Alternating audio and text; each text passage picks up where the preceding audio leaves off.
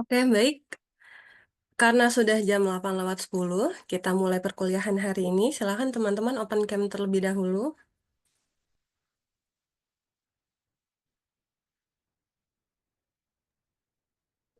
Yang bisa dibuka kameranya, silakan open cam ya.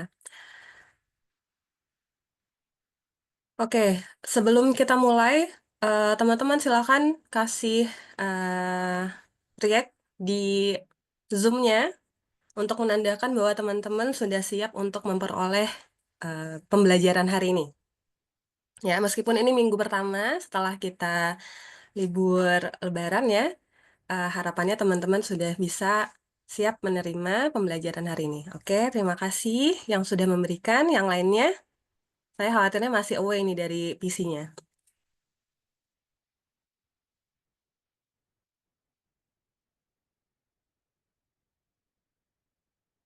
Oke, baik. Terima kasih. Ya, sebelum kita mulai, karena masih di suasana setelah satu Syawal ya, setelah Lebaran, mohon maaf lahir batin untuk teman-teman. Mungkin beberapa teman-teman masih ada yang di kampung halamannya ya. Minggu depan, insya Allah kita sudah melakukan pembelajaran secara offline ya. Jadi harapannya teman-teman sudah bisa kembali lagi ke IPB untuk melanjutkan pembelajaran kita di semester genap sesi UAS. Oke? Baik, hari ini kita akan masuk ke pertemuan 9 di instrumen pengambilan keputusan bisnis ya. Eh, saya share screen terlebih dahulu materinya.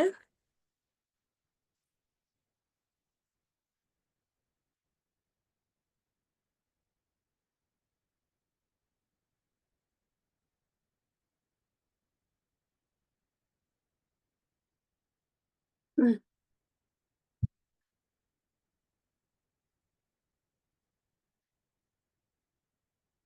Sudah terlihat di layar?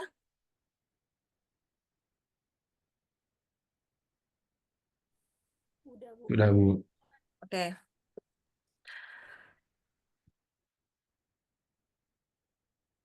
oke. Hari ini kita masuk ke minggu ke-9 ya, atau pertemuan pertama sesi UAS, instrumen pengambilan keputusan bisnis.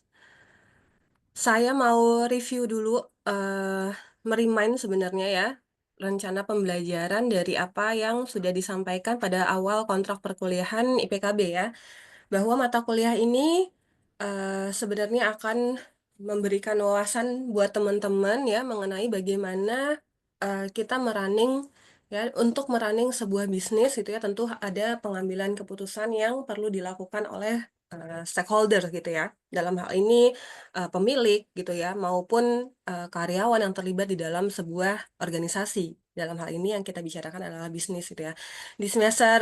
Di sesi UTS kemarin teman-teman udah belajar beberapa alat pengambilan keputusan ya karena kita belajar mengenai instrumen berarti kita relatively bicaranya mengenai toolsnya gitu ya, alatnya apa ya, alat analisisnya ya. Teman-teman sudah mempelajari bagaimana untuk menganalisis lingkungan internal gitu ya melalui Frio, kemudian lingkungan eksternal eksternal ya. Yang pernah disampaikan ya, salah satunya ada analisis Pestel ya, kemudian SWOT yang terakhir kita bahas gitu ya. Kemudian nanti di sesi UAS teman-teman akan memperoleh eh, alat analisis ya dalam mengambil keputusan, diantaranya ada design thinking ya, ada bisnis model canvas, game changer, value creation dan lain sebagainya. Dan tentu ini adalah jembatan teman-teman untuk nanti masuk ke tahapan pembelajaran nanti setelah ada di SB ya, setelah nanti lulus dari TPB-nya gitu ya, di semester berikutnya. Ya, dan ini akan saling berkaitan satu sama lain. Apa yang teman-teman akan pelajari di selama di PPKU gitu ya, ini eh, akan menjadi modal awal untuk teman-teman menganalisis di tingkat lanjut nanti setelahnya gitu ya. Meskipun nanti alat analisisnya mungkin akan ketemu hal yang sama ya, akan bertemu lagi dengan bisnis model canvas, bertemu lagi dengan pastel, bertemu lagi dengan eh, five forces dari Porter gitu ya. Nah, ini tapi yang disampaikan di PPKU adalah menjadi modal awal teman-teman untuk bisa menganalisis lebih lanjut di tahapan berikutnya. Kemudian, Eee, diingatkan kembali ya, learning outcomes dari pembelajaran ini ya, bahwa teman-teman, diharapkan ya, bisa apa, menerima ya, sebagai bekal dari informasi pembelajaran yang diterima di PKB untuk memperoleh keterampilan untuk mengidentifikasi masalah gitu ya. Karena tidak hanya dalam bisnis ya, ketika teman-teman, terjun di organisasi atau teman-teman nanti bekerja di suatu, industri ya atau perusahaan, mengidentifikasi masalah apa yang ada di dalam organisasi tersebut adalah langkah awal bagaimana kalian akan menemukan solusi yang tepat ya. Kalau kita salah mengidentifikasi masalah sejak awal ya, maka solusi yang dihasilkan itu tidak menjadi relevan dengan core problem ya, dengan inti masalahnya. Jadi dari awal itu kita harus bisa bagaimana mengidentifikasi masalah secara tepat ya. Kemudian diharapkan juga teman-teman punya eee, keterampilan intuitif gitu ya, kemudian rasional dalam membuat keputusan ya. Meskipun sebenarnya dalam mengambil keputusan ya, eee, most likely orang-orang yang sudah, berada di, level, baik gitu ya dalam atau decision maker yang sudah ajak gitu ya untuk mengambil keputusan yang tepat itu biasanya dia melihat bagaimana, experience-nya mereka dari pengalaman yang mungkin tidak diajarkan di sekolah. Jadi sense itu akan tumbuh seiring, teman-teman, terjun di lingkungan gitu ya. Nah, tapi untuk mencapai sana gitu ya, untuk mencapai di titik teman-teman bisa menghasilkan sebuah keputusan yang rasional, sebuah keputusan yang, secara ditimbang gitu ya, lebih minim risikonya atau lebih minim mudaratnya gitu ya. Nah itu teman-teman maka dibekali dengan ilmu pengetahuan dan ini menjadi landasan bagaimana, eee, the way of thinking ya, bagaimana teman-teman bisa berpikir ya, melalui teori-teori yang telah disampaikan gitu ya, sampai akhirnya teman-teman akan memiliki satu pengalaman, "Oh kalau problemnya ini, maka keputusan yang saya ambil melihat dari berbagai faktor risiko yang ada, yang paling minim adalah yang ini," gitu ya. Maka itu adalah sebuah proses pembelajaran dan ini yang diharapkan dari apa yang disampaikan oleh institusi, oleh IPB gitu ya, dari sekolah bisnis, bahwa teman-teman bisa me mencapai di titik tersebut gitu ya, dari pembelajaran-pembelajaran yang telah disampaikan. Nah, nanti silahkan dibaca sendiri ya learning outcomes-nya, materinya sudah saya upload, jadi teman-teman, kalau misalnya tertinggal ya, apa yang saya sampaikan hari ini, silahkan nanti dibaca kembali materinya ya. Kemudian, nah ini, eee, di-remind kembali ya, meskipun ini sebenarnya sudah disampaikan pada saat sesi, UTS ya, oleh koordinator, untuk rencana pembelajaran selama, UAS ya, sesi UAS kita efektif akan, menyampaikan mungkin teori itu di 5 pertemuan, sedangkan 2 pertemuan terakhir itu biasanya kuliah tamu dan presentasi akhir ya. Karena ini adalah mata kuliah PJBL, kalau kemarin teman-teman di UTS itu, mmm, apa, pengayaan ya, maksudnya teman-teman sudah diuji kemampuan pengetahuannya melalui ujian, tengah semester gitu ya. Tapi di sesi UAS nanti tidak ada ujian seperti UTS, yang ada adalah teman-teman presentasi, projek kelompok gitu ya. Yang rasanya sudah disampaikan juga ya oleh, koordinator pada saat, awal pembelajaran ini berlangsung ya.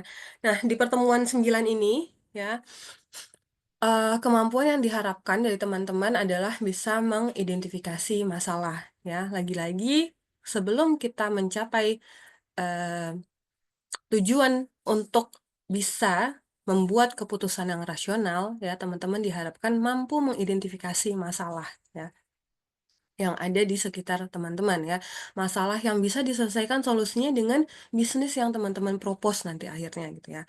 Nah, kemudian di pertemuan 10 kita, nanti teman-teman akan belajar mengenai tools ya, dalam hal ini tools, instrumen keputusannya adalah design thinking ya. Hari ini mungkin akan dibahas sedikit gitu ya, kulit-kulitnya dulu mengenai design thinking, minggu depan teman-teman akan ketemu dengan, Kang Astar ya, beliau, yang akan menyampaikan bagaimana design thinking itu diimplementasikan dalam mengambil ya atau, diimplementasikan dalam menganalisis suatu masalah yang ujungnya nanti akan menemukan solusi dari masalah tersebut.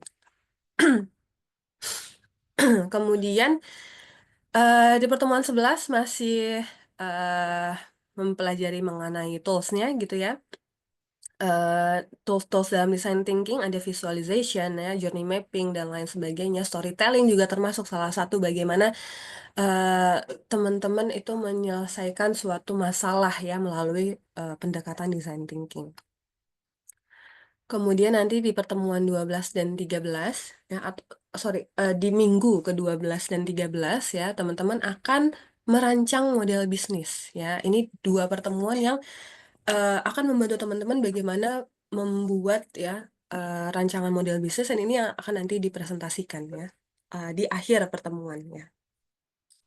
Kemudian di pertemuan 14 direncanakan ini kemungkinan akan kuliah tamu ya, seperti yang minggu terakhir kita kuliah tamu dengan owner dari Payakumbuh ya, nanti teman-teman juga akan memperoleh kuliah tamu di pertemuan di minggu ke-14 ya, dan minggu terakhir, minggu ke-15 ini adalah minggu teman-teman presentasi kelompok ya. Harapannya mungkin kelompoknya sudah, bisa dibagi atau mungkin pas sesi UTS kemarin sudah diarahkan untuk membagi kelompok, silakan nanti setiap kelompok itu akan membuat paper lengkap ya, jadi nanti output dari kuliah ini adalah teman-teman bikin paper ya, dan kemudian, PPT dari paper tersebut yang akan dipresentasikan per kelompok ya. Tentu saja yang dilihat nanti adalah bagaimana teman-teman menganalisis problem yang ada di sekitar teman-teman ya, kemudian propose apa yang teman-teman ajukan ya, ide apa yang teman-teman ajukan, eee, untuk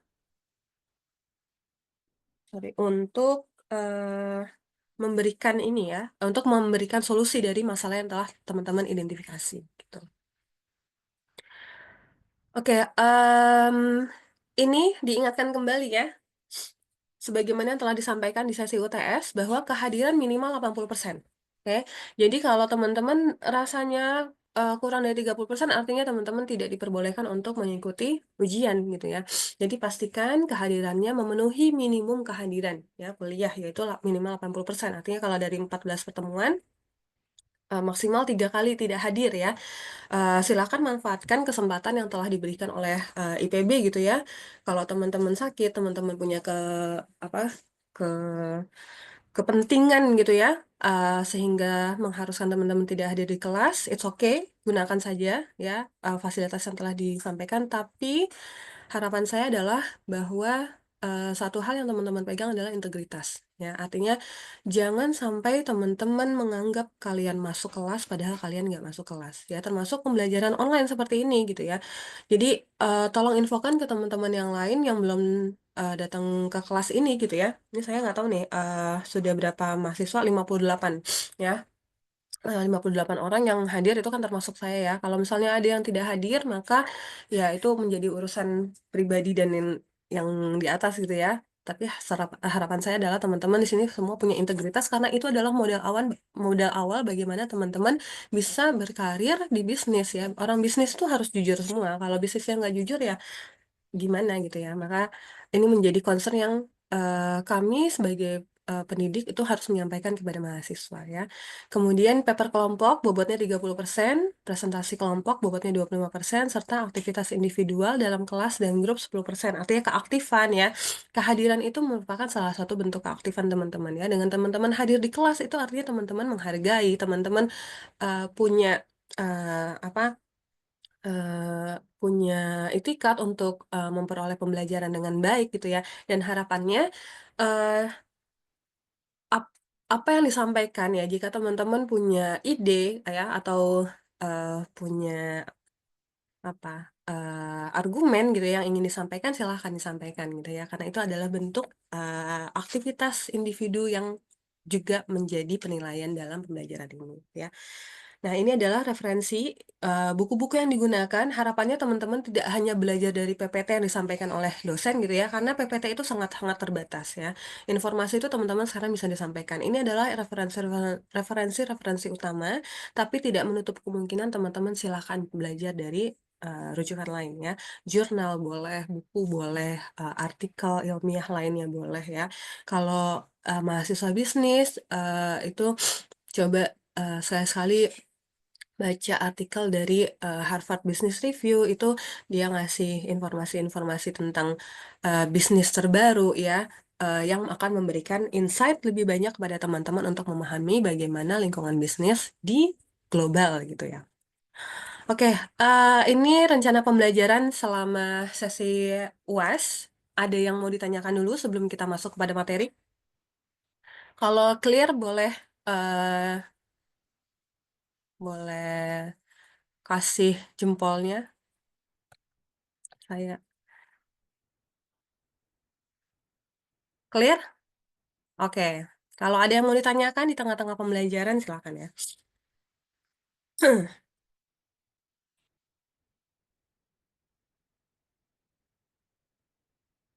Eh, oke, nanti untuk absen di akhir ya, saya sampaikan kembali ya. Jadi kita fokus dulu pada materi. Ya, nanti ini ada yang nanya kan ya ke saya by WA. Untuk absen nanti ya, akan saya cek kembali nanti di akhir sesi setelah pembelajaran. Oke, kalau tidak ada yang ingin ditanyakan, kita masuk ke materi hari ini ya.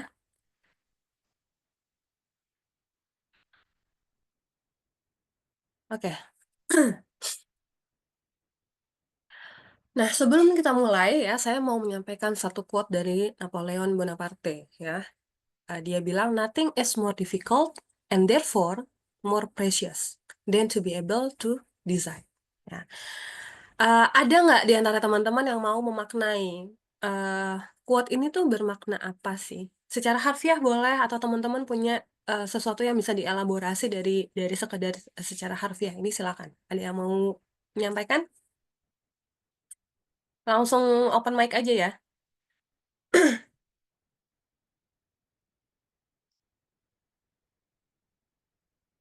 Nggak ada?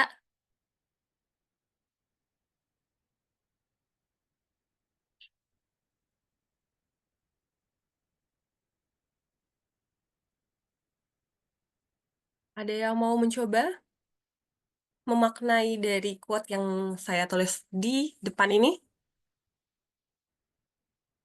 Halo? Ini masalahnya kalian out of cam semua, jadi saya nggak bisa ngecek apakah kalian beneran ada di depan PC atau enggak. Jadi boleh langsung open mic aja, biar saya tahu bahwa teman-teman at least gitu ya, ada yang uh, menyimak. Nggak ada yang lebih susah dan lebih berharga daripada kemampuan untuk memilih. Oke, Ataya ya. Oke, secara harfiah Ataya menyampaikan bahwa sebenarnya nggak ada yang lebih susah gitu ya. Tapi karena dia susah, gitu kan, maka Napoleon bilang karena dia susah, makanya itu sangat berharga. Yaitu adalah ketika kita bisa menentukan, ya, memilih, memutuskan sesuatu, gitu ya. Karena every decision yang kita bikin, setiap keputusan yang kita ambil, itu pasti kan ada impact-nya ya. Syukur-syukur yang kita ambil keputusannya benar. Tapi bagaimana kalau kita ambil keputusannya ternyata tidak sejalan dengan apa yang kita harapkan? Maka ada quote lain yang bilang bahwa kita bisa membuat keputusan benar atau kita bisa membuat keputusan itu menjadi benar gitu ya. Bahwa ya sudah kita sudah memilih keputusan itu, maka yang kita ambil itu bukan keputusan yang salah, bukan. Tapi kita membenarkan keputusan yang telah kita ambil gitu ya. Jadi saya eh, saya rasa teman-teman dalam dalam kehidupan ini ya sudah mungkin umur teman-teman sekitar 19-20 tahun gitu ya. Mungkin setengah tahun di antaranya teman-teman pasti pernah uh, mengambil sebuah keputusan ya. Bahkan bahkan untuk mengambil keputusan untuk belajar di sekolah bisnis di IPB itu kan keputusan yang teman-teman ambil gitu ya. Yang teman-teman lihat dari uh, mempertimbangkan bagaimana uh, prospek, bagaimana risiko yang diambil gitu ya.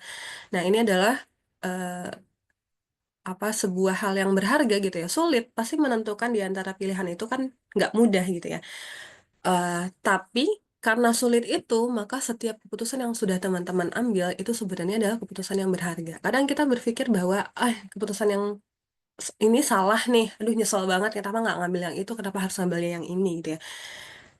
Itu preciousnya di situ, berharga di situ. Kenapa? Karena ketika kita mengambil satu keputusan compare to the other gitu ya, ada sesuatu hal yang akan kita dapatkan gitu ya.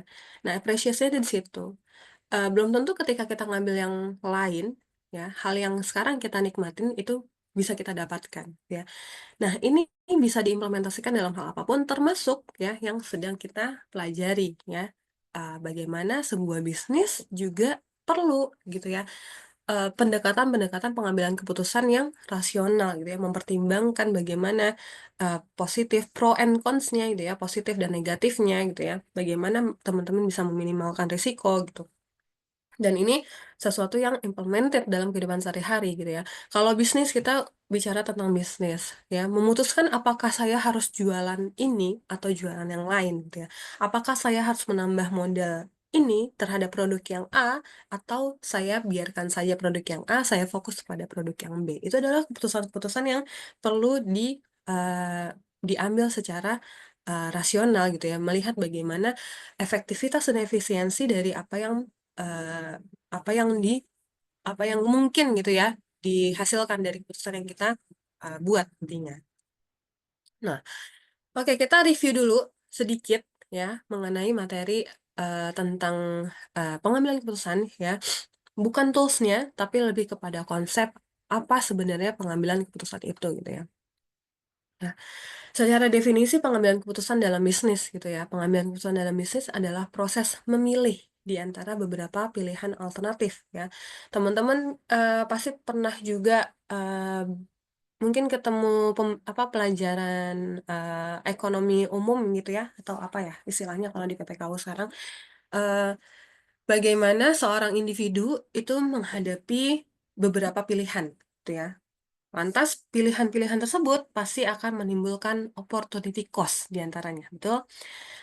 Opportunity cost ini kan akan memberikan akan secara rasional gitu ya, memberikan wawasan kepada kita ya, da, mana alternatif yang memberikan cost paling kecil ya, yang opportunity cost-nya itu paling kecil, yang paling sederhana yang kita peroleh ya. Kalau kita bisa rugi 5.000 dibanding kita ruginya 10.000, pasti kita akan memilih keputusan yang akan menimbulkan kerugiannya paling kecil gitu ya. Nah, ini adalah bagaimana sebuah keputusan dipilih berdasarkan rasionalitas gitu ya. Tapi apakah itu implemented untuk semua orang? Belum tentu ya. Tergantung pada bagaimana setiap individu merespon terhadap risiko yang ada. Nah, mohon maaf saya agak flu, jadi kalau suaranya agak kurang jelas nanti misalnya ada sesuatu yang tidak jelas disampaikan silahkan diinterupsi saja ya. Oke, jadi bagaimana eh, risiko gitu ya, atau kalau kita bicaranya bisnis, kita bicara ekonomi, bagaimana opportunity cost yang dihasilkan dari di antara alternatif pilihan-pilihan ini itu yang paling minim ya. Nah, itu menjadikan salah satu bentuk kita meminimalisir risiko dengan mengambil keputusan yang terbaik berdasarkan logika berpikir, gitu ya.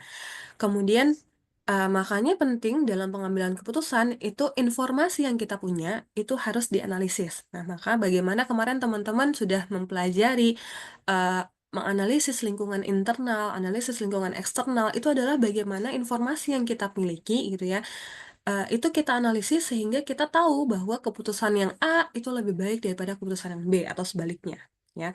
Dan proses ini tentu akan melibatkan yang pertama, yang paling pertama adalah identifikasi masalah, ya, uh, dalam apa memutuskan gitu ya. Identifikasi masalah itu adalah hal yang paling penting. Dalam memitigasi risiko, identifikasi risiko juga adalah hal yang paling penting. Jadi mengidentifikasi, mengenali ya, apa sih problem yang ada, apa sih problem yang utama gitu yang sedang dihadapi oleh kita, yang sedang dihadapi oleh konsumen. Kalau kita bicaranya mengenai uh, bisnis gitu ya, kita sebagai perusahaan gitu ya, bagaimana kita tuh melihat konsumen kita tuh punya masalah apa, itu yang ingin kita selesaikan dengan produk yang kita punya, ya. Nah, maka identifikasi masalah adalah hal yang paling penting, ya, yang terpenting pertama. Ya, kemudian pengumpulan informasi, ya. Kita sudah mengetahui identifikasi masalahnya, kita sudah tahu core-nya gitu ya, inti dari masalah tersebut apa, maka kita kumpulkan informasi apa ya kira-kira yang menyebabkan hal itu gitu ya. Atau apa ya sebenarnya yang kira-kira diinginkan ya oleh kita atau oleh konsumen kita gitu ya untuk menyelesaikan masalah tersebut. Nah, kita kumpulkan informasinya. Kemudian kita analisis beberapa alternatif. Ya, kita sudah tersedia informasi, kita tahu masalah apa, kita sudah punya informasinya, maka hal yang berikutnya kita lakukan adalah menganalisis opsi-opsi tersebut, gitu ya. Dan yang terakhir tentu memilih solusi terbaik, ya, dari apa yang telah kita analisis masalahnya. Nah, hari ini, ya, itu mungkin sedikit mengingatkan kembali kepada teman-teman sebenarnya inti dari pembelajaran instrumen pengambilan keputusan bisnis itu apa, gitu ya. Oke, hari ini materinya itu dengan topik membangun usaha yang fit dengan market gitu ya. Dan nanti akan sedikit disampaikan ya bagaimana kalau kalau kita bicara mengenai market, maka kita bicara mengenai peluang di pasar gitu kan ya. Maka tentu perlu ada identifikasi peluang dalam bisnis yang inovatif dengan tools dalam design thinking. Jadi nanti akan disampaikan sedikit ya kulit niat terkait dengan design thinking yang akan teman-teman dapatkan di hari ini yang kemudian nanti akan dibahas lebih detail di pertemuan berikutnya ya. Oke, kita masuk kepada analisis pasar ya. Ya. Ini adalah bicara mengenai konsep dan pentingnya dari analisis pasar ya. Memahami pasar itu membantu kita ya, membantu perusahaan atau misalnya kita berjualan, kita individu nih jualan ya gitu, teman-teman danus misalnya ya untuk organisasi itu kan teman-teman harus tahu juga teman-teman harus tahu harus paham pasar yang teman-teman targetkan untuk kalian jualan produk tersebut itu seperti apa. Maka analisis pasar itu sangat memahami pasar itu membantu bagaimana kita mengidentifikasi peluang dan ancaman ya. Ya, kalau kemarin kita bicara mengenai analisis SWOT ya, strength, weakness, opportunity, and threat gitu ya. Peluang dan ancaman itu kan bagian dari faktor eksternal. Nah, bagaimana teman-teman ini bisa melihat faktor eksternal itu sebagai upaya bagaimana teman-teman memahami pasar. Ya, dan memahami kebutuhan pelanggan tentunya ya. Oh ternyata teman-teman nih jualan donat batang gitu ya, tapi ternyata teman-teman di kelas tuh nggak pengen yang manis-manis, lebih sukanya yang asin gitu ya. Maka memahami karakteristik pasar yang teman-teman akan jual produknya itu penting karena kalau jualan itu bukan tentang kita mau jualan apa ya. Itu adalah iya, itu adalah bagian yang penting, tapi yang lebih penting adalah market atau pasar itu inginnya apa. Jadi produk kita itu menjawab kebutuhan atau keinginan yang ada di pasar. Kalau pasarnya ternyata nggak ingin, ya produk kita nggak akan kejual dengan baik gitu ya.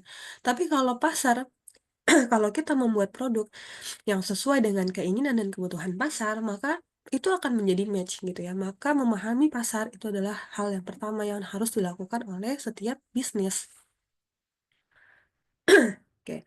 Kemudian analisis pasar adalah proses sistematis untuk memahami dinamika industri dan perilaku konsumen. Ya. Hal ini penting karena memberikan wawasan tentang tren pasar serta preferensi pelanggan yang dapat mempengaruhi strategi bisnis Anda. Oke, jadi kita bicara misalnya di zaman sekarang gitu ya. Analisis tren pasar itu tuh sudah relatif lebih mudah diperoleh gitu ya. Kalau dulu kita mau analisis pasar, itu kita tanyain tuh survei satu-satu gitu ya, kebutuhannya apa yang kurang dari produk ini gitu ya. Kalau sekarang mungkin secara data, by data, menemukan data mengenai pasar itu sudah lebih mudah ditemukan karena sekarang sudah serba digital. Misalnya pun dilakukan survei pasar, itu teman-teman bisa eh, hanya mengirimkan satu form saja gitu ya, kemudian diisi melalui eh, apa gadget gitu ya. eh, platform-platform online gitu ya. Kalau dulu enggak, ya orang turun ke pasar, ya orang turun ke jalan cari survei gitu ya, satu persatu orangnya gitu ya, untuk ditanyai satu persatu apa sebenarnya yang dibutuhkan oleh masyarakat gitu ya, oleh pasar gitu ya. Nah, analisis pasar ini menjadi konsep eh, yang penting ya dalam memahami bagaimana kita menghasilkan produk yang sesuai dengan apa yang diminta, dengan apa yang dibutuhkan di pasar gitu ya. Nah, kalau kita bicara pasar, ya, ada tiga hal utama juga yang teman-teman perlu ketahui. Rasanya sih teman-teman nggak asing dengan tiga hal ini gitu ya. Segmentation, targeting, positioning. STP sebutannya ya, singkatannya.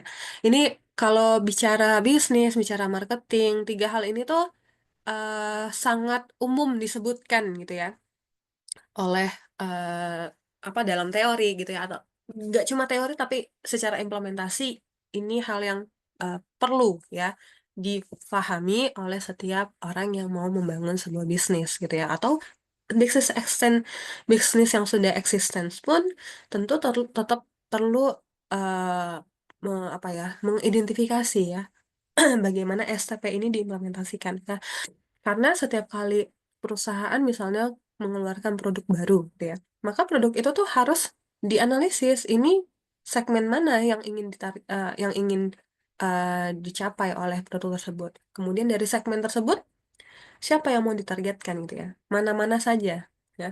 Kemudian produk tersebut positionnya seperti apa ya? Mau dianggap eh, apa? Mau dikenal sebagai brand yang seperti apa? Produk yang seperti apa di mata konsumen gitu ya? Nah, ini menjadi sesuatu hal yang perlu teman-teman ketahui ya sebagai mahasiswa bisnis. Yang pertama adalah segmentasi pasar ya. Kita secara definisi gitu ya adalah pembagian keseluruhan pasar menjadi kelompok-kelompok kecil berdasarkan karakteristik tertentu seperti demografi atau perilaku pembelian. Nah, hal ini memungkinkan perusahaan untuk menargetkan segmen tertentu secara lebih efektif. Nah, gampangnya gitu ya. Bukan gampang ya, sederhananya ya. Kalau kita bicara mengenai segmen dari konsumen, ya, paling mudah itu teman-teman lihat dari karakteristik demografinya. Usia misalnya, gitu ya. Kalau kita punya produk makanan pedas misalnya gitu ya, segmentasinya nggak mungkin kan anak-anak atau orang yang sudah lansia gitu ya. Pasti segmentasinya di usia mungkin belasan sampai 50-an gitu ya. Kalau 60-an juga mungkin udah sangat sedikit sekali gitu ya konsumen yang mau makan pedas gitu ya. Nah, itu dari demografi, usia misalnya. Kemudian tingkat pendidikan misalnya gitu ya. eh Aplikasi eh misalnya kayak aplikasi ruang guru gitu ya, atau ya platform-platform yang memberikan apa edukasi non formal gitu ya. Siapa nih segmentasi yang mau dituju oleh perusahaan tersebut ya? Misal contohnya adalah ya ruang guru. Segmentasi mereka adalah anak-anak SMP yang atau anak-anak SMA ya yang mau menuju ujian gitu kan atau yang perlu pembelajaran di luar dari pembelajaran formal di sekolah ya itu segmentasinya sudah jelas ya dari sisi tingkat pendidikan gitu ya kemudian misal dari penghasilan gitu ya gajinya gitu ya. Orang kalau mau jual apartemen yang harganya 600 juta sampai 2 miliar, ini yang ditargetkan ya segmentasi yang seperti apa ya? Tentu mungkin yang gajinya per bulannya minimal 8 juta atau minimal 10 juta sehingga nanti diperhitungkan oh bahwa segmentasi ini masuk ke dalam eh, apa ke dalam yang ditargetkan oleh perusahaan. Nah, itu adalah berdasarkan demografi ya. Teman-teman dalam membuat bisnis itu sangat-sangat perlu menganalisis segmen dari eh, segmen dari konsumen yang kalian tuju, gitu ya. Nah, kemudian yang berikutnya adalah setelah melakukan analisis terhadap segmentasi konsumen, teman-teman melakukan targeting. Ya, memilih segmen mana yang akan dilayani. Oke, ini sudah teridentifikasi, maka kita fokuskan terhadap segmen yang mana. Ya, kalau misalnya kita baru mengeluarkan satu produk, ya mungkin segmentasinya hanya sedikit gitu ya, targetnya mungkin hanya beberapa kelompok gitu ya. Tapi kalau kita bicara mengenai perusahaan yang sudah existing, ya anggap misalnya perusahaan skincare gitu ya, pasti kan produknya banyak. Ya, ini contohnya adalah Wardah misalnya. Ya. Wardah itu Paragon ya. Paragon itu kan produknya nggak cuma Wardah gitu ya. Produknya ada makeover, Wardah, ya, yang lain sebagainya. Mungkin teman-teman di sini yang perempuan-perempuan sangat tahu persis gitu ya produk-produk dari PT Paragon seperti apa gitu ya. Nah, dia melakukan segmentasi kan. Kemudian dari segmentasi tersebut mereka melakukan targeting ya. Eh, untuk segmen yang konsumennya ini konsumen muslim gitu ya, maka ditargetkan untuk segmentasi tersebut yang disasar itu melalui produk-produknya Wardah gitu ya, yang mengedepankan halal dan lain sebagainya. Dan produk-produk yang lain. Jadi dalam satu perusahaan, mereka itu bisa membuat beberapa segmen dan beberapa target dari beberapa produk yang mereka hasilkan. Ya, itu sebagai gambarannya. Kemudian yang berikutnya adalah positioning. Dia menciptakan citra produk di benak konsumen dibandingkan pesaing lainnya. Kalau buat saya ya, kalau kita bicaranya mengenai PT Paragon, rasa-rasanya produk pertama yang muncul ya di benak masyarakat gitu ya, produk halal, eh, make up pertama yang apa namanya yang mengusung konsep halal itu pasti Wardah. Meskipun sekarang udah banyak ya produk-produk lain rasanya apa sudah banyak ya yang memiliki sertifikat halal. Tapi Wardah adalah pionirnya.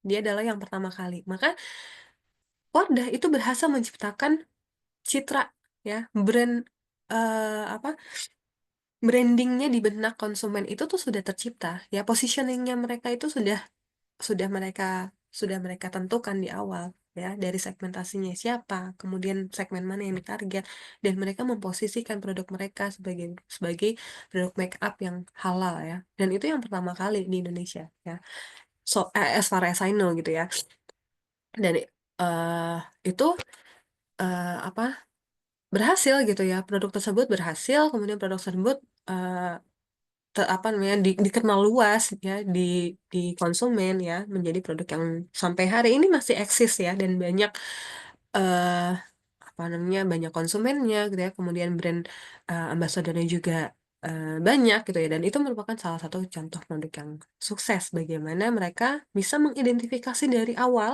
ya STP ini gitu ya meskipun sebenarnya STP ini baru di awal banget ya kalau kalau kita bicara nanti mengenai marketing yang teman-teman akan dapatkan nanti di SB ya ketika sudah keluar dari PPKU nah itu lebih banyak lagi ya eh, faktor-faktor di dalam marketingnya seperti apa. Gitu.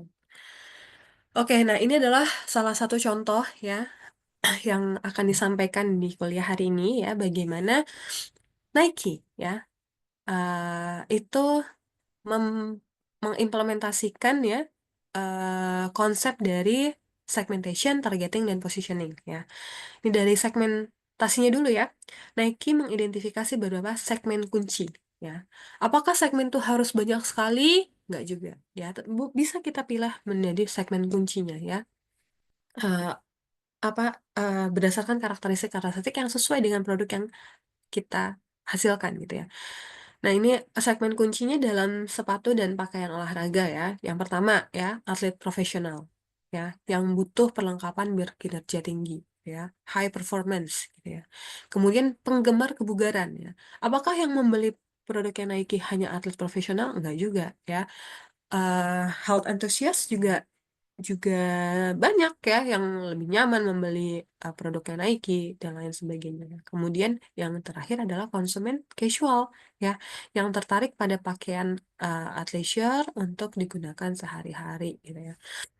Dia nggak suka-suka banget nih olahraga, tapi rasanya kalau pakai produknya Nike itu berasanya eh, apa self confidence-nya lebih lebih tinggi misalnya atau lebih ngerasa precious ke dirinya ketika dia eh, apa menggunakan barang-barang ya dari Nike. Nah, itu segmen kunci yang dianalisis oleh Nike gitu. Kemudian dari ketiga segmen tersebut ya, kemudian Nike itu menargetkan ya, ini targetingnya. Yang pertama, untuk atlet profesional ya, grup ini mencari teknologi mutakhir dalam perlengkapan mereka untuk meningkatkan performa. Artinya apa? Ditarget nih Nike melakukan targeting terhadap segmen atlet profesional. Artinya produk-produk yang diproduksi untuk menunjang kebutuhan dari atlet profesional ini ya adalah produk-produk yang punya teknologi mutakhir ya, untuk meningkatkan performa. Contoh misalnya sepatu lari gitu ya.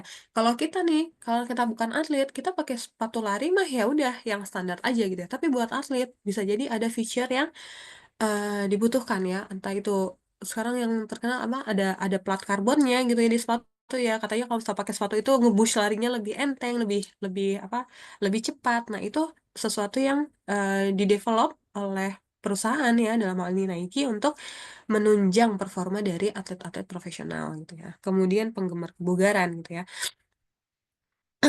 Apa menargetkan ini kan adalah segmen dari eh, konsumen yang karakteristiknya tuh suka olahraga gitu ya, menghargai kualitas, maka produk yang dihasilkan ya at least meet the bare minimum ya dari apa yang diminta oleh segmen tersebut ya. Yang terakhir adalah konsumen casual ya, bagaimana orang-orang yang mencari pakaian yang stylish gitu ya, maka dibuatlah produk-produk yang eh, dari sisi warna, itu dari bahan ya, atau ketika dipadu-padankan itu memberikan style yang menarik gitu ya.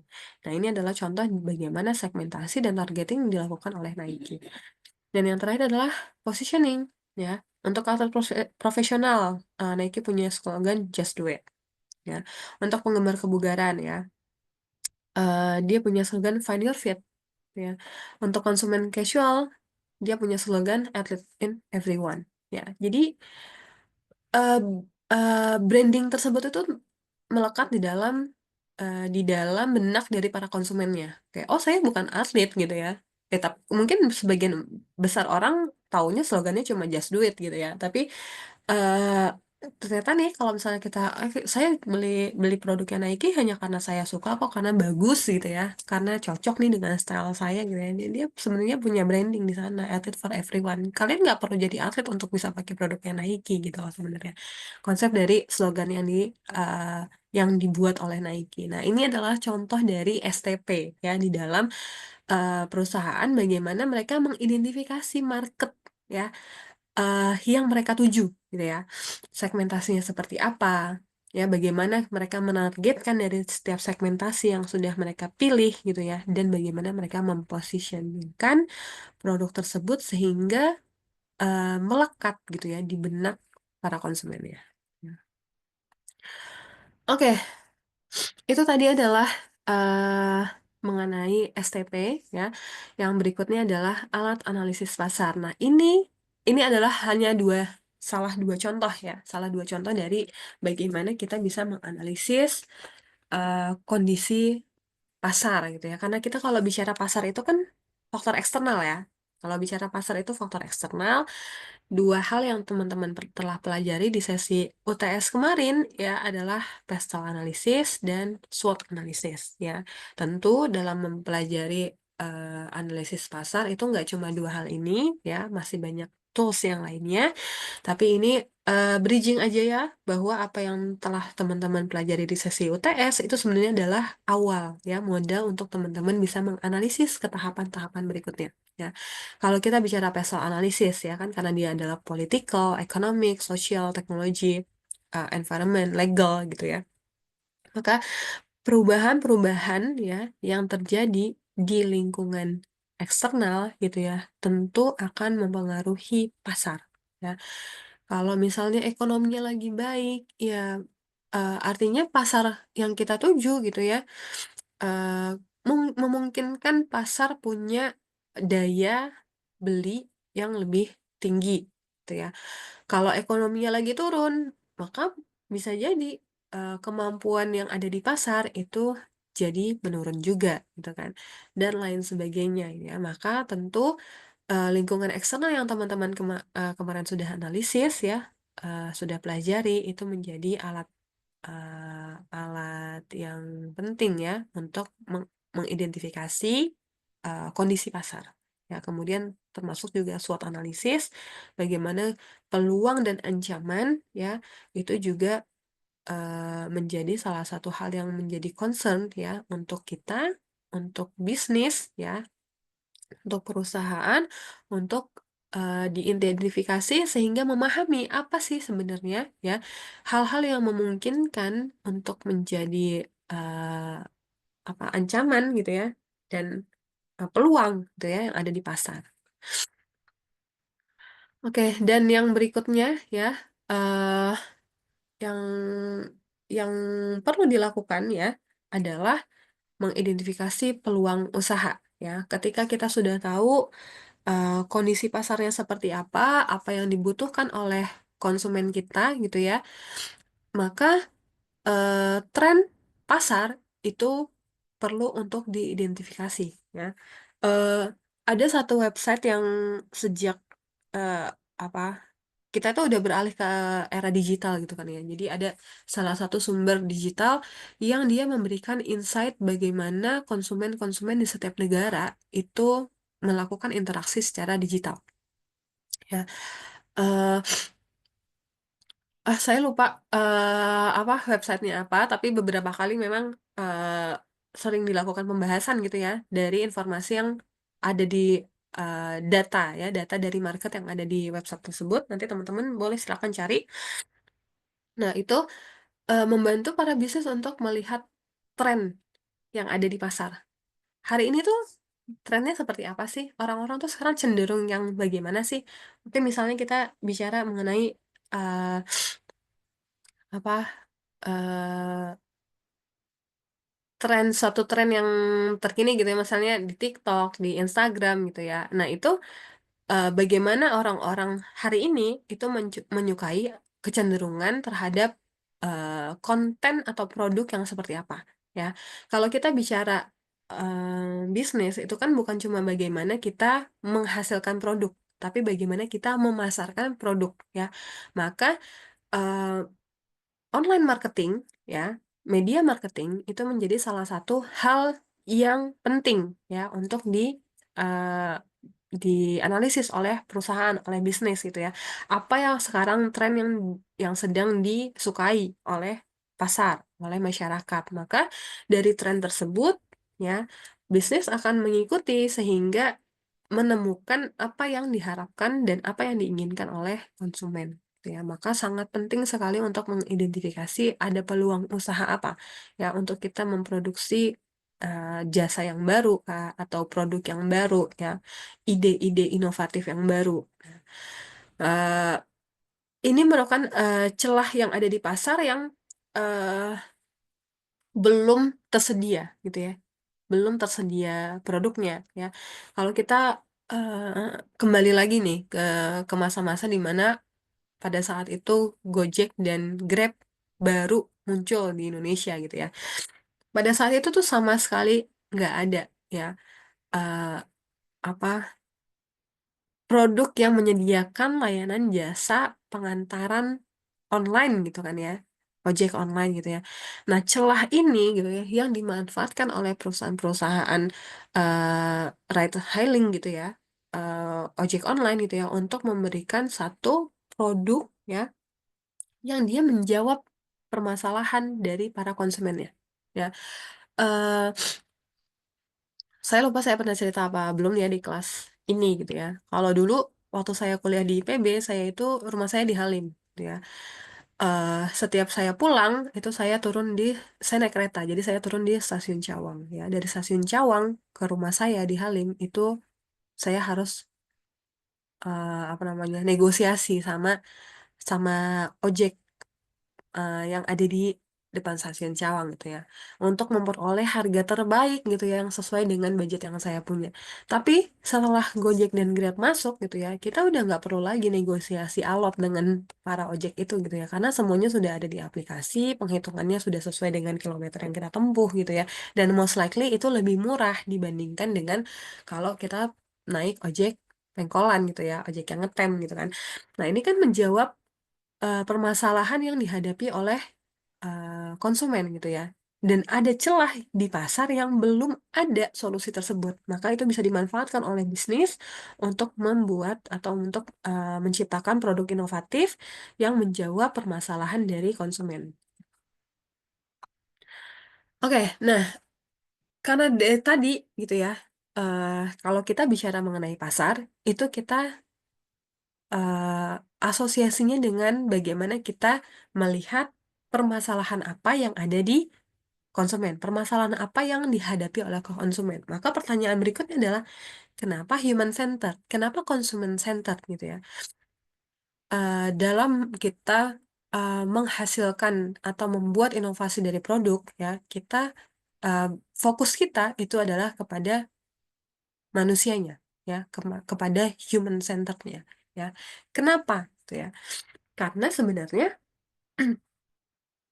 yang kita yang kita tuju ya dari decision making yang kita tuju menghasilkan atau menciptakan sebuah inovasi, sebuah produk gitu ya, itu untuk menjawab keresahan, untuk menjawab permasalahan yang ada di manusia ya.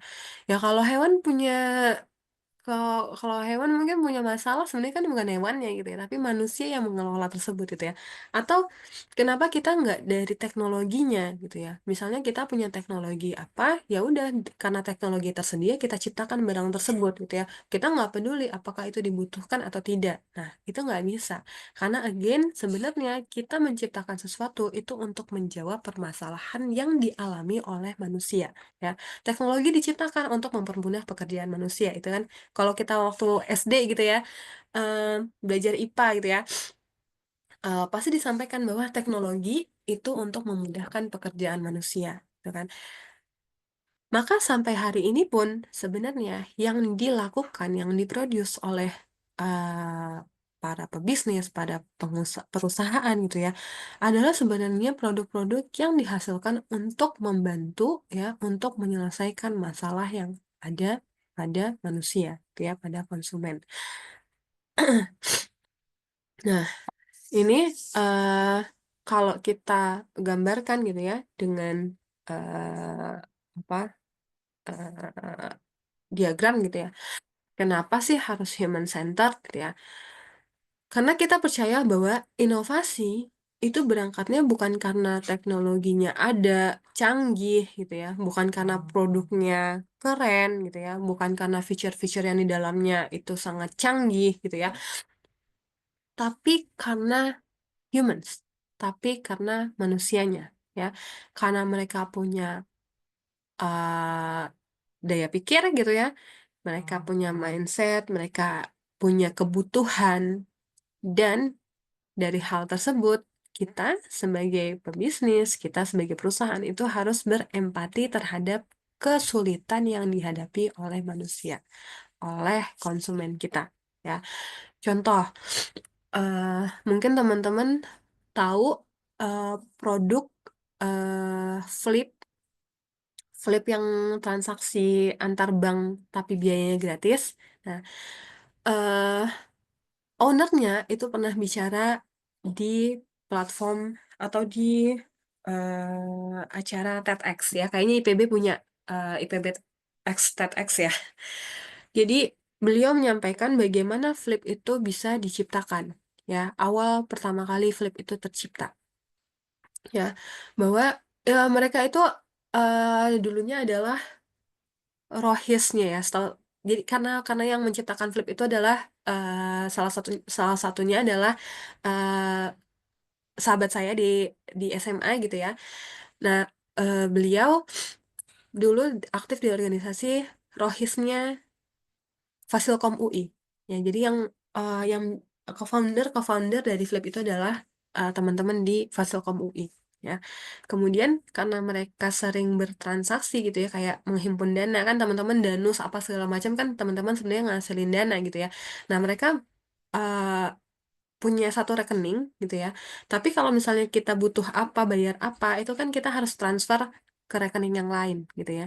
Dan dulu sebelum ada BIFAS seperti sekarang gitu ya, transaksi antar bank itu biayanya 6.500. Sedangkan di tahun 2013-an gitu ya, 6.500 itu kita udah bisa beli satu kali makan. Ya, jadi cost dari cost dari transaksi antar bank tersebut itu sama harganya dengan biaya satu kali makan mahasiswa pada tahun itu, gitu ya. Ini menjadi masalah. Kenapa? Karena mahasiswa yang makan 6.500 itu udah mewah banget at that time, gitu ya. Kalau sekarang mungkin 6.500 nggak dapat apa-apa, tapi 6.500 tahun itu udah bisa beli makan nasi sama telur lah minimal, gitu ya. Dan itu bisa melanjutkan kehidupan para mahasiswa di zaman itu gitu ya. Maka itu menjadi masalah. Sayang nih gitu ya. Ada kos 6.500 yang sebenarnya bisa nggak harus keluar ya, tapi jadi harus keluar karena kita harus transfer ke teman kita yang lain ya gitu ya. Maka mereka bikinlah ya satu inovasi gitu ya. Awalnya hanya bikin akun bank gitu ya. Jadi eh, istilahnya kayak kalau misalnya transfer ke bank ini pakainya rekening ini dulu deh, nanti gue tarik tunai, ntar gue store lagi di rekening yang itu. Sebenarnya konsep awalnya seperti itu ya. Sampai akhirnya mereka bikin benar-benar perusahaan yang sampai hari ini teman-teman mungkin beberapa pernah ada yang pakai gitu ya. Sebelum sebelum platform-platform e-wallet lainnya gitu ya, GoPay, ShopeePay yang hari ini bisa transfer antar bank gratis juga, dulu pertama kali yang bisa melakukan itu adalah Flip. Ya, jadi semua orang terbantu ya. Ternyata nggak cuma mahasiswa Fasilkom UI doang yang butuh gitu ya. Ternyata banyak orang yang menganggap bahwa 6.500 itu adalah kos yang besar, yang cukup besar ya, jika itu harus keluar hanya untuk transfer ke bank lain ya, sehingga mereka menciptakan satu inovasi, mereka menciptakan satu produk yang bisa menjawab permasalahan dari manusia itu ya. Jadi makanya kalau teman-teman mau menghasilkan inovasi ya untuk membuat produk, suatu produk gitu ya, maka berempatilah terhadap kesulitan apa yang dialami oleh orang lain ya, oleh orang lain. Coba lihat di sekitar, kira-kira coba refleksikan dulu gitu ya. Apa ya kesulitan yang saya hadapi gitu ya. Dan kira-kira kesulitan ini dihadapi juga nggak nih sama orang-orang lain ya. Jadi human center tapi bukan self centris gitu ya. Saya ngerasanya sulit. Oh, tapi ternyata buat orang lain itu nggak sulit. Nah, kalau kalian bikin produk yang cuma menghasilkan buat diri kalian doang, ya mungkin itu bermanfaat gitu ya. Tapi nggak nggak apa namanya nggak luas gitu ya. Tapi kalau ternyata kalian mengidentifikasi, oh saya punya kesulitan ini, ternyata teman-teman saya yang lain juga punya kesulitan ini, maka kalau ketika kalian bisa mengidentifikasi masalah apa yang terjadi, masalah apa yang dihadapi oleh kalian gitu ya, kalian bisa berinovasi menghasilkan satu produk atau jasa yang bisa membantu menyelesaikan permasalahan tersebut gitu ya. Maka yang perlu ditanamkan di dalam benak teman-teman adalah human centered. Ini hal yang paling penting ya. Bagaimana berempati terhadap masalah yang dihadapi oleh konsumen, bagaimana masalah yang dihadapi oleh orang lain. Oke, nah, oke, nah karena eh kita itu sekarang ada di situasi ada beberapa perubahan situasi gitu ya, yang yang dihadapi di pasar gitu ya. Masalah-masalah karena tadi kita harus mengidentifikasi apa masalah yang dihadapi oleh orang lain, apa masalah dihadapi oleh eh, apa konsumen gitu ya. Sebenarnya di dalam kalau kita bicara mengenai bisnis gitu ya, ini ada beberapa istilah gitu ya yang membuat kondisi pasar itu sangat apa namanya sangat bergejolak gitu ya. Nah, ini ada beberapa istilah eh VUCA ya. VUCA ini ada dua dua point of view gitu ya. Perspektifnya ada dua ya. Yang di sebelah kiri ini bagaimana eh dia menggambarkan lingkungan yang tidak stabil gitu ya dan sulit diprediksi gitu ya. Kalau yang sebelah kanan sebenarnya lebih ke sisi yang bagaimana kesempatan yang bagaimana kesulitan yang ada gitu ya, tapi bisa menimbulkan perspektif secara positif gitu ya. Nah, VUCA yang pertama itu terdiri dari volatile, ya, uncertainty, complex, dan ambiguous. Ya, volatile itu dari secara harfiah kan dia berubah-ubah, volatil gitu ya, fluktuatif, gitu kan. Nah, bagaimana kondisi pasar ini fluktuatif dengan cepat? Teman-teman pasti udah tahu kan kemarin IHSG anjlok gitu ya, baru hari pertama buka ya, hari Selasa, tiba-tiba baru dibuka berapa jam udah ditutup gitu ya, nggak dilanjutkan perdagangannya karena kondisi ya volatile banget. Kalau kita bicara saham, kita bicara pasar keuangan gitu ya. Itu tingkat tingkat, volatilitasnya sangat tinggi sekali gitu ya, dan itu dipengaruhi dari banyak sekali faktor ya, sentimen, dari kebijakan, dan lain sebagainya ya. Nah, ini kondisi bisnis, ya kalau misalnya kita melihat diri kita hanya sebagai investor, ya mungkin ya rugi kita doang gitu ya, tapi kalau kita bicara bisnis, itu sangat-sangat berpengaruh ya. Bayangkan kalau bisnis-bisnis yang sudah, melantai di bursa gitu ya, mereka sudah punya, mereka sudah mengeluarkan apa, mereka punya punya share yang diperjualbelikan gitu ya.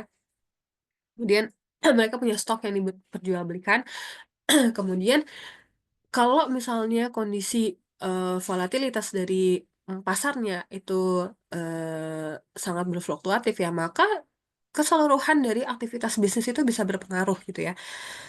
Meskipun memang, tentu ada mitigasi risiko ya, kalau kita bicaranya, eee, saham misalnya, tentu ada mitigasi risikonya, tapi volatilitas yang tinggi ini, itu mengancam ya, bagaimana bisnis ini, yang tadinya dia punya, spare, dana atau aset gitu ya, memang untuk membackup ya jika terjadi sesuatu yang tidak diinginkan gitu ya, tapi yang tadinya dia idle gitu ya, dia terpaksa harus mengeluarkan aset tersebut, dana tersebut gitu ya.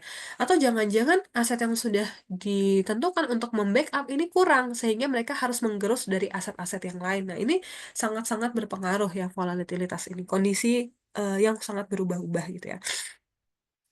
Atau contoh lain adalah perubahan harga bahan baku gitu ya, atau tren konsumsi ya, yang tadinya orang, suka banget minum boba misalnya, hari ini seorang udah sadar kalau minum manis itu nggak sehat gitu ya, sehingga mereka beralih ya, minumnya jadi Rejuve gitu ya misal gitu ya. Maka sebenarnya secara bisnis, minuman-minuman boba ini mungkin yang tadinya mereka, eee, punya punya profit yang tinggi gitu ya, karena tren konsumnya pada saat itu adalah minuman boba, lambat laun mereka menurun gitu ya. Nah, itu hal-hal yang kalau kita bicara di lingkungan bisnis, volatilitas itu pasti terjadi gitu ya. Kemudian uncertainty ya, ketidakpastian. Ya, situasi hasil dari keputusan atau tindakan tidak dapat diprediksi dengan jelas. Contohnya apa? Ketidakpastian ekonomi ya, kebijakan pemerintah gitu ya. Kebijakan apapun yang diambil oleh pemerintah itu pasti berdampak terhadap bisnis ya. Kita sekarang, eee, sangat nyata ya, hari ini, rasanya kebijakan-kebijakan yang diambil oleh pemerintah di Indonesia ini dampaknya luas sekali gitu ya. PHK massal, kalau teman-teman baca berita PHK massal banyak di mana-mana gitu ya, eee, akib yang diinfokan dari, efisiensi anggaran dan lain sebagainya gitu ya. Tentu itu akan membuat, berpengaruh pada bisnis karena ketika kebijakan yang pemerintah terapkan mempengaruhi pasar gitu ya, lantas barang-barang yang dihasilkan oleh para pebisnis siapa yang mau beli kalau misalnya daya beli masyarakatnya nggak ada gitu ya. Nah itu, pengaruh dari kondisi uncertainty pada saat ini gitu ya di bisnis itu seperti itu gitu ya. Jadi bukan hanya berdampak pada satu individu, tapi sebenarnya secara lingkungan bisnis itu mempengaruhi, ya. Kemudian yang berikutnya adalah kompleks, ya. Bagaimana lingkungan bisnis itu pasti terdiri dari lingkungan yang kompleks. Karena supply chain dari bisnis itu melibatkan banyak sekali, stakeholders ya, dari hulu ke hilir. Itu kan pasti ada beberapa, bagian-bagian ya, aktor-aktor yang terlibat di dalamnya gitu ya. Maka ini membuat lingkungan bisnis juga menjadi kompleks ya. Apalagi kalau kita bicaranya, rantai pasokan global atau bicaranya tentang globalisasi ya, yang kemarin Trump menerapkan pajak ke Indonesia tambahan 32% itu kan sangat berpengaruh sekali gitu ya, yang tadinya peru perusahaan ngirim ekspor barang gitu ya ke Amerika pajaknya, eee, anggaplah misal 15%, tiba-tiba dinaikin lagi jadi 32%. Jadi mau semahal apa tuh barang yang dikirim gitu ya, diekspor ke Amerika. Nah, kalau harganya mahal, secara konsep, secara teori, harganya naik, pasti permintaannya turun gitu kan ya. Maka ya itu menjadi hal yang, eee, apa ya, sangat berpengaruh gitu ya bagaimana rantai, rantai jaringan global gitu ya, itu mempengaruhi para pebisnis-pebisnis gitu ya. Yang terakhir adalah ambiguous ya, nggak jelas ya. ini maknanya apa gitu ya, nggak ada kejelasan ya. Situasi di mana informasi itu tidak lengkap atau membingungkan ya. Contohnya, ada teknologi baru nih tapi tanpa pemahaman yang jelas itu ya. Apakah teknologi tersebut bisa langsung diimplementasikan? Ya enggak gitu ya. Ya itu yang ada di lingkungan tuh seperti itu sekarang ya. eh Teknologinya ada, tapi orangnya nggak paham. Ya, kemudian apakah, tapi dituntut untuk mengimplementasikan gitu ya, misal. Nah, itu sesuatu yang eh apa berpengaruh ya di dalam lingkungan bisnis. Nah, sedangkan ya dari consumer perspektif gitu ya, VUCA itu ada vibrant ya, bersemangat, hidup gitu ya. Jadi meskipun ada tantangan, tapi sebenarnya ada peluang untuk inovasi di dalamnya gitu ya. Kemudian unreal, ya, nggak nyata. Menggambarkan situasi luar biasa di mana perusahaan harus berpikir kreatif ya untuk bertahan hidup ya. Ini nggak nyata nih. Ini sesuatu yang nggak kita banget, tapi harus dilakukan gitu ya. Nah itu perspektif yang ada di dalam lingkungan bisnis di era VUCA ini. Kemudian crazy, ya. Bagaimana ide-ide gila itu menjadi solusi inovatif ya. Kalau idenya nggak gila nih nggak bisa implemented gitu ya. Nah sekarang tuh kita hidup di era-era yang seperti itu gitu ya. Harus ada ide yang gila banget nih, eh, yang out of the box sehingga orang yang melihat ide tersebut, wah gila nih ide nggak pernah terpikirkan oleh siapapun. Keren juga ya gitu ya. Contoh kayak gitu. Kemudian astounding ya, menakjubkan ya, perubahan besar membawa hasil yang luar biasa. Ya, ini lebih kepada bagaimana perusahaan itu merespon kondisi VUCA yang volatile, uncertainty, complex, dan ambiguous ini kemudian diimplementasikan menjadi sebuah peluang yang bisa menghasilkan apa yang kita juga hidup di era VUCA yang positif ini gitu, yang vibrant, yang unreal, yang crazy, yang astounding gitu.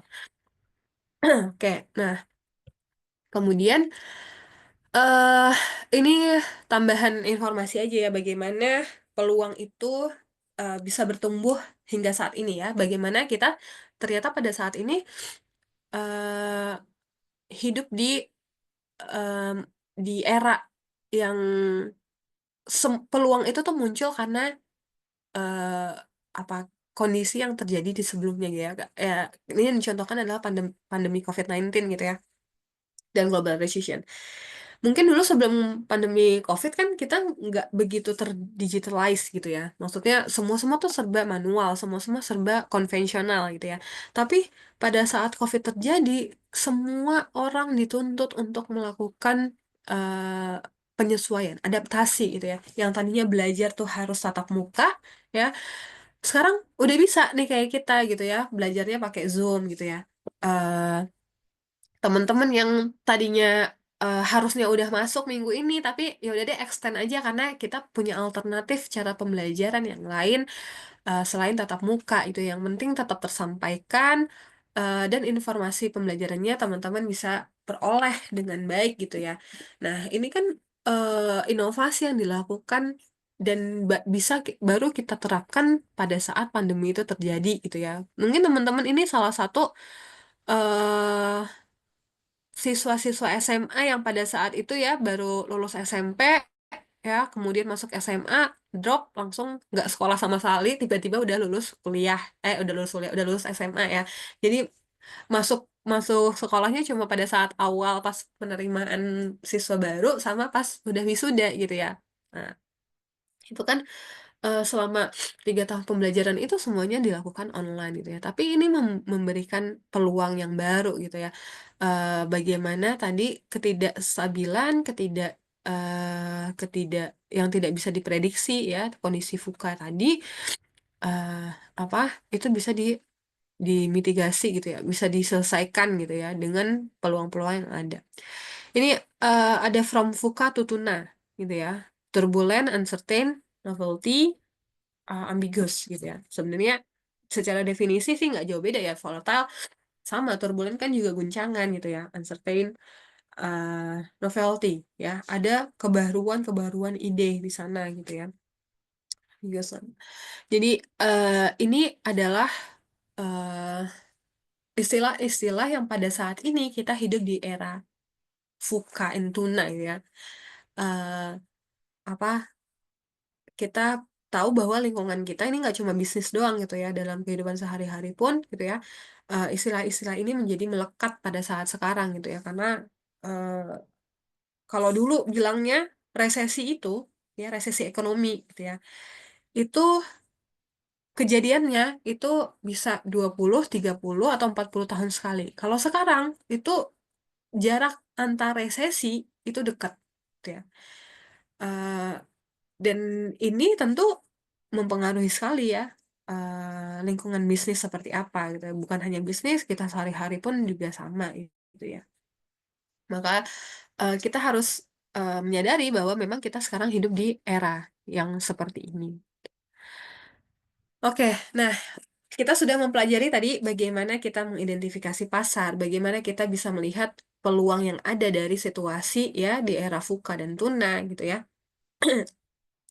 Tapi apa yang sebenarnya sekarang harus kita lakukan gitu ya, sebagai mahasiswa bisnis, teman-teman nanti yang di masa depan gitu ya, bisa jadi teman-teman adalah, calon-calon gitu ya, owner dari para bisnis-bisnis inovatif ya, atau mungkin teman-teman bergabung ke dalam perusahaan existing gitu ya, yang juga mengedepankan nilai-nilai inovasi dan kreativitas gitu ya. Maka teman-teman perlu membekali diri teman-teman dengan, eee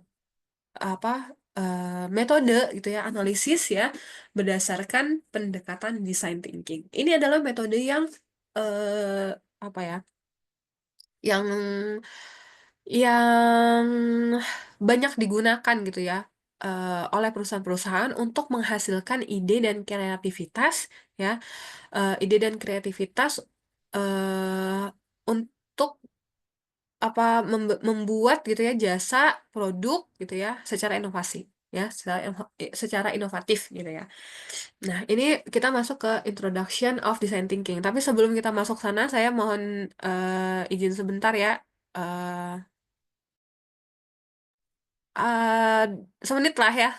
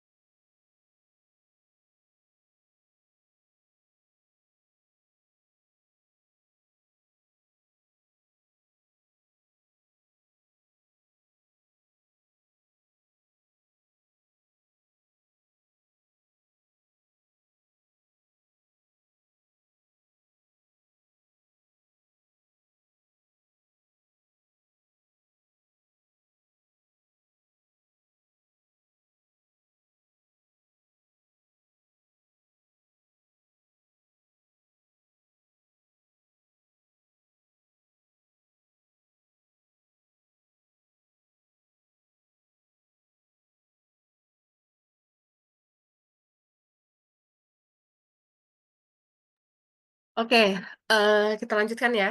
Jadi, ini yang akan disampaikan adalah sedikit pengantar aja untuk teman-teman minggu depan nanti lebih dalam membahas mengenai design thinking ya. Jadi kalau kita bicara design thinking itu adalah sebuah pendekatan ya, metodologi desain yang menyediakan pendekatan berbasis solusi untuk menyelesaikan masalah ya. Jadi berangkat dari masalah apa yang diidentifikasi, kemudian dilakukan analisis, eksperimen, kemudian eksperimennya diiterasi atau diulang-ulang gitu ya untuk menghasilkan satu solusi yang, bisa menjawab permasalahan apa gitu ya dari, yang dihadapi oleh orang lain gitu ya, oleh konsumen gitu ya. Jadi kalau kalau ini bayangannya adalah masalah yang kusut banget gitu ya, benang kusut gitu ya. Kemudian design thinking ini adalah untuk, eee, memecahkan masalah tersebut yang pada akhirnya dia generate money gitu ya, kalau kita bicara bisnis. Oke, ini adalah sedikit, tahapan ya bagaimana design thinking itu dilakukan. Ya agak ganggu ya ininya, barnya. Oke. Oke, ini adalah tahapan design thinking, yang pertama adalah empathize, ya. hal yang paling penting yang teman-teman harus tanamkan mulai hari ini gitu ya. Nanti sampai sampai nanti teman-teman ada di SB gitu ya, adalah bagaimana berempati terhadap masalah orang lain ya. Jadi kita tuh merasakan apa kesulitan yang orang lain rasakan gitu ya. Sehingga kita tahu, oh iya, itu hal yang sulit, oke saya akan mencarikan solusi dan menyelesaikan masalah tersebut. Nah, jadi berangkat dari empati ya. Semua perusahaan-perusahaan global yang sukses hari ini, dia berangkat dari empati terhadap masalah yang dihadapi oleh orang lain, gitu ya. Kemudian dari masalah yang diidentifikasi, dari kita berempati tersebut, kita define, kita definisikan, ya. Kita kumpulkan informasi-informasi tersebut, gitu ya. Apa, bagaimana orang tersebut menghadapi masalah, ya. Kemudian dari kita telah mendefinisikan masalah tersebut, ya, kita hasilkan ide. Oh, mungkin ide ini bisa menjawab ya. Kalau ide itu kan nggak cuma satu gitu ya. Dan ini teman-teman bayangkan design thinking itu kalau misalnya sendirian, ya itu mungkin sulit. Tapi kalau misalnya kita kita work as a team gitu ya, ide-ide itu tuh bisa banyak sekali bermunculan gitu ya. Jadi, hasilkan ide-ide yang kira-kira bisa menjawab permasalahan tersebut gitu ya. Kemudian ide tersebut itu dibuat prototipenya atau visualisasinya gitu ya. Eh, Seperti apa sih ketika ide tersebut divisualisasikan gitu ya. Kemudian yang terakhir adalah melakukan testing ya, menguji apakah betul bahwa ide yang telah dihasilkan itu bisa menjawab menjawab permasalahan yang kita identifikasi di awal. Jadi ini adalah tahapan dari design thinking ya, empathize, define, ideate, prototype, and test ya. Apakah uh, sumber literatur lain juga mengatakan bahwa ini adalah tahapan dari design thinking? Belum tentu. Jadi ini yang di sumber yang saya sampaikan di sini adalah dari IDEO and the School Stanford University ya. Jadi bisa bisa jadi ada konsep lain yang mengatakan bahwa tahapan design thinking itu nggak cuma 5 loh gitu ya, tapi lebih dari 5 atau sebenarnya nggak 5 tapi mungkin 4 aja gitu ya. Jadi sebagai gambaran sebenarnya tapi bicaranya yang lainnya juga mirip-mirip lah ya, tidak tidak ada perbedaan terlalu signifikan, tapi at least teman-teman sudah memahami dari konsep yang disampaikan hari ini, design thinking ada 5 tahapan gitu ya. Nah, what is design thinking gitu ya? Design thinking itu adalah mindset and process, ya, pola pikir dan proses ya, untuk berempati terhadap isu dan masalah yang berfokus kepada manusia, gitu ya. Jadi jangan lupa dalam mencari solusi dari masalah, terutama masalah bisnis, itu lihat dari human centerednya. Kita fokusnya terhadap masalah yang dihadapi oleh manusia, gitu ya. Dan bagaimana menemukan ya pendekatan kolaboratif dan ide-ide inovatif atau solusi melalui visualisasi dan prototypes ya. Jadi itu yang tadi disampaikan bahwa ada beberapa tahapan-tahapan di dalam design thinking gitu ya. Karena di dalam design thinking itu diawali dengan mengidentifikasi dari berempati terhadap permasalahan manusia gitu ya, sampai memberikan solusi dalam bentuk yang tervisualisasi ya, dalam prototipe-nya seperti apa ya. Ya nanti teman-teman akan pelajari lebih lanjut ketika sudah masuk di semester berikutnya gitu ya. Jadi eh kalau digambarkan ya dari gambar ini ya, bagaimana design thinking itu diawali dari mindsetnya dulu ya.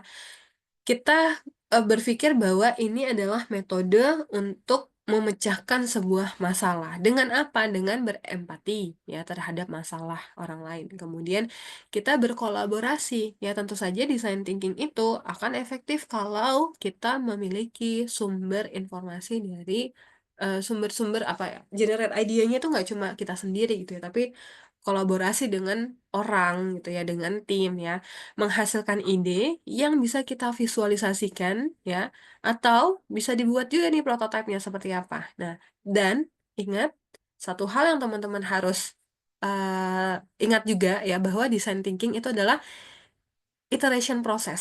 Makanya kenapa dia kasih loop kayak gini, ya, tanda panahnya tapi loop kayak gini nih. Karena setelah prototipe itu jadi, itu kan diuji ya. Apakah itu menjawab permasalahan? Kalau ternyata nggak menjawab permasalahan, gimana ya? Dia balik lagi ke step awal. Oh, berarti ada proses yang salah mungkin. Atau yang terlewat di proses sebelumnya. Mungkin ketika kita berempati, kita menemukan, kita mengidentifikasi masalah A, ternyata bukan itu core masalahnya gitu ya. Ternyata masalahnya ada yang lain. Nah, maka design thinking itu merupakan iteration proses, ya, proses yang berulang terus-menerus sampai menemukan solusi terbaik yang bisa menjawab permasalahannya, gitu ya. Oke, kemudian design thinking mindset ini ya. Eh, Design thinking mindset ini sebenarnya ada mungkin beberapa beberapa literatur gitu ya akan memberikan eh, definisi-definisi istilah lain melalui design thinking mindset, tapi yang disampaikan hari ini at least ada 7 mindset ya design thinking yang teman-teman perlu ketahui gitu ya. Yang pertama adalah focus on human values ya, fokus pada nilai-nilai manusia gitu ya. Bagaimana kita bisa menempatkan manusia di pusat proses desain gitu ya, memahami kebutuhan, keinginan gitu ya, eh konteks pengguna untuk menciptakan solusi yang relevan dan bermanfaat gitu ya. Jadi again, yang saya ulang terus-menerus adalah bagaimana teman-teman itu harus fokusnya kepada orang ya, pada konsumen ya. Kebutuhan apa yang diinginkan mereka, keinginan apa yang sebenarnya eh, mereka ingin sebuah produk itu menjawab solusi dari apa yang mereka resahkan gitu ya, yang mereka permasalahkan gitu ya. Kemudian yang berikutnya adalah show, don't tell ya. Artinya bikin prototipenya, kasih visualisasinya. Jangan cuma bicara melalui verbal aja gitu ya, konsep ini. Ya. Tapi design thinking mindset itu akan berujung pada teman-teman bisa memvisualisasikan ide yang telah dibuat gitu ya. Oh, idenya bikin produk A nih, ya bikin visualisasi seperti apa, prototipenya seperti apa gitu ya. Mungkin kalau tahapan sekarang gitu ya, mungkin beberapa teman-teman ada yang punya source untuk bisa bikin prototipenya secara asli atau mungkin divisualisasikan saja ya dalam bentuk apa secara visual misalnya 2 dimensi gitu ya. Nah, itu juga merupakan salah satu bentuk bagaimana mendeliver ide yang telah digenerate, yang telah dihasilkan gitu ya. Eh, Sehingga orang terbayang, oh iya kayaknya eh, produk ini ya atau jasa ini bisa nih membantu saya untuk menyelesaikan masalah gitu. Kemudian embrace experimentation, ya. eh Apa? Terima gitu ya, lakukan eksperimen itu gitu ya. Kalau misalnya kita punya ide, kemudian tidak kita lakukan eksperimen, ya kita nggak pernah tahu apakah ide itu works or not gitu ya, bekerja atau enggak gitu idenya. Maka mendorong budaya untuk mencoba hal baru ya tanpa takut gagal gitu ya. Eh, karena eksperimen itu kan merupakan proses iterasi ya, berulang dia ya sampai kita menemukan solusi terbaik ya. eh Kalau apa namanya, kalau peneliti gitu ya, ilmuwan gitu ya, dia harus melakukan eh, ratusan ya eksperimen sampai akhirnya dia menemukan sebuah teori, sampai dia akhirnya menemukan sebuah penemuan baru gitu ya. Ya, itu adalah memang mindset yang harus dimiliki oleh seorang design thinker gitu ya. Karena bisa jadi kita sudah lelah gitu ya melakukan eh, eksperimen gitu ya selama 495 kali eksperimen ya. Tapi ternyata keberhasilan kita itu adanya di eksperimen yang ke-500 gitu ya. Maka embrace experimentation itu dimaknai sebagai eh, apa hal yang harus dilakukan oleh seorang yang memiliki mindset design thinking gitu ya. Eh, Mau berani gitu ya melakukan eksperimen tanpa takut gagal gitu ya. Kemudian yang berikutnya adalah be mindful of proses ya. Sadar akan proses ya, bukan cuma hasil akhirnya ya. Bukan cuma sekedar oh ya produknya berhasil dibuat, oh ya ini tapi proses itu merupakan bagian penting ya, bagaimana kolaborasi dengan tim, bagaimana kreativitas yang dihasilkan dari komunikasi antar tim itu juga perlu eh, merupakan salah satu mindset ya dari design thinking. Kemudian yang berikutnya adalah bias toward action ya, kecenderungan untuk bertindak ya. Jadi mendorong tindakan cepat daripada berlama-lama dalam perencanaan atau analisis yang berlebihan. Jadi kadang kalau misalnya kita punya ide tuh kita maju mundur gitu ya. Eh, Actionnya tuh nggak selalu cepat dilakukan gitu ya. Tapi kalau mindset yang design thinking gitu ya, itu harus segera dilakukan actionnya ya. Eh, Dicoba gitu ya. Ketika kita sudah melakukan action, baru kita bisa evaluasi apakah itu benar menjawab, benar berhasil atau tidak ya. Kemudian berikutnya adalah radical collaboration ya, berkolaborasi radikal gitu ya. Artinya mengajak berbagai pihak dengan latar belakang yang berbeda untuk bekerja sama. Jadi dia nggak safe, dia nggak di safe place gitu ya, kayak ngajaknya yang kenal-kenal aja atau ngajaknya yang punya backgroundnya yang sama aja. Enggak, radical collaboration itu tuh bisa berkolaborasi dengan siapapun dengan latar belakang yang berbeda sehingga dia punya insight yang lebih luas, dia punya eh, apa punya inovasi dan kreativitas yang lebih banyak dan lain sebagainya gitu ya. Dan yang terakhir adalah craft clarity ya, buat kejelasan ya, menyusun informasi dengan cara yang jelas agar semua anggota tim memahami tujuan bersama. Ini juga mindset yang perlu ada di dalam design thinking ya. Ketika kita memimpin sebuah tim gitu ya, kalau kita tujuan yang nggak jelas, orang nggak bakal tahu ini mau mau ke arah mana gitu ya. Apa apa visi dari organisasi ini mau kemana. Nah, ini adalah mindset yang perlu dimiliki ya di dalam design thinking. Jadi yang disampaikan hari ini, setahu saya ini udah oke, udah selesai ya. Yang disampaikan hari ini adalah baru kulit pertama dari design thinking itu apa gitu ya. Nanti teman-teman lebih dalam dan implementasinya lebih dalam di minggu depan dengan desain minggu kedua dan ketiga ya, bicara mengenai design thinking. Untuk hari ini ada yang ingin ditanyakan?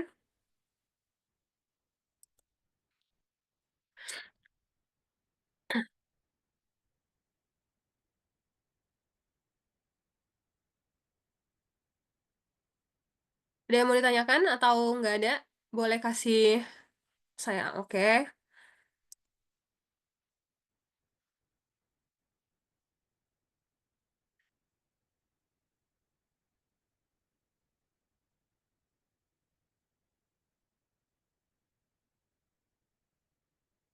Kalau nggak ada yang ditanyakan, nih untuk absen hari ini tadi ini akademik masih ada nggak ya? Ada Mbak, Oh, Mas Punten boleh ditampilkan lagi nggak ininya apa tempatnya ya? barcode-nya ya? Oh iya, sebentar ya, saya coba. Ya.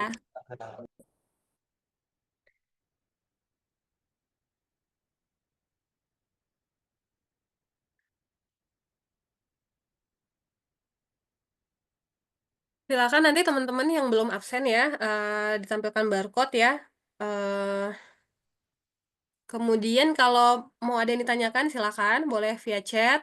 Oke, kalau sudah cukup jelas, sudah aman, oke. Minggu depan teman-teman sudah kuliah offline ya. Nah, silakan absen dulu yang belum.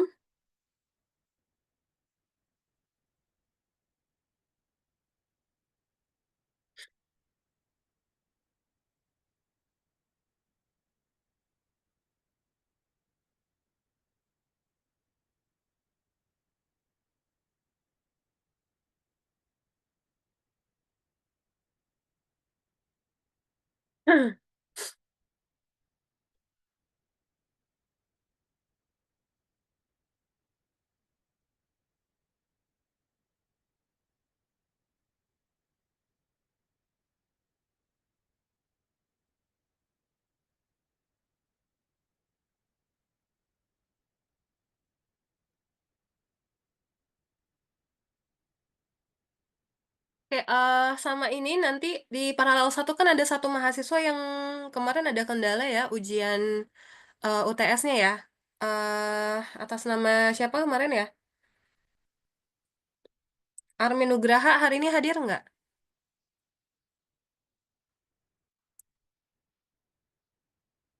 Komtingnya siapa? Fayaza kan ya? Fayaza hari ini Armin masuk nggak ya? Di list Zoom sih nggak ada ya, Bu. Ya udah nanti tolong disampaikan ya kepada Armin ya, diminta untuk mengontak ke Pak Suhendi ya, langsung ke koordinator. Jadi nanti mahasiswa yang bersangkutan aja langsung mengontak koordinator untuk dilakukan ujian susulan ya, untuk UTS IPKB yang kemarin belum ujian ya. Baik, Ibu. Oke. Baik, kalau sudah semuanya absen ya, saya akhiri pertemuan hari ini ya. Sudah jam 9.39 ya. Harapannya teman-teman jangan lupa eh apa dalam melaksanakan pembelajaran gitu ya. Harapannya teman-teman bisa on time ya, karena ini adalah sikap yang sampai nanti teman-teman eh ada di masyarakat itu bermanfaat gitu ya. Artinya kuliah online maupun offline ya, kalau kita agendanya sudah jam 8, artinya jam 8 teman-teman sudah siap ya. Kalau tadi saya masuk pertama itu baru 19 orang, artinya setengahnya aja nggak nyampe gitu ya. Berarti ini buat evaluasi buat teman-teman, artinya 5 menit sebelum pembelajaran dimulai, teman-teman sudah harus bersiap ya. Apalagi kalau online kan teman-teman nggak perlu effort untuk datang ke tempatnya gitu ya. Artinya harapannya bisa lebih eh, bisa lebih apa tepat waktu gitu ya. Nanti minggu depan ini menjadi evaluasi juga buat buat kami para pendidik gitu ya, bahwa ini sering sekali memang mahasiswa terlambat hadir ke dalam kelas gitu ya. Jadi apa yang sudah di apa namanya sudah direncanakan, apalagi kan ini teman-teman yang meminta gitu ya. Memang ada kendala, ada beberapa dari kalian belum bisa hadir offline ya, maka dilakukannya online. Jadi komitmen itu komitmen tepat waktu, integritas ya, itu hal yang saya harap itu menjadi satu yang teman-teman pegang sampai nanti gitu ya. Minggu depan semoga nggak ada lagi nih yang terlambat-terlambat kayak tadi gitu ya. Oke, kalau sudah tidak ada pertanyaan ya, dan semoga apa yang disampaikan hari ini clear. Kalau teman-teman belum clear, silakan dibaca lagi materinya, nanti dipelajari sendiri ya. Sekarang sudah banyak ya teknologi, teman-teman bisa belajar sendiri. Kalau misalnya pun ada yang ingin ditanyakan, silakan nanti di minggu ke depan, di minggu depan ya, dikonfirmasi kembali atau ditajukan pertanyaannya ke dosen yang minggu depan ya. Saya sudahi ya pertemuan hari ini. Terima kasih atas partisipasinya. Makasih juga ya teman-teman akademik sudah menemani. Saya tutup. Wassalamualaikum warahmatullahi wabarakatuh. Waalaikumsalam Waalaikumsalam warahmatullahi Waalaikumsalam, wabarakatuh. terima warahmatullahi kasih, Bu. Terima wabarakatuh. kasih, Ibu. Terima kasih, Bu.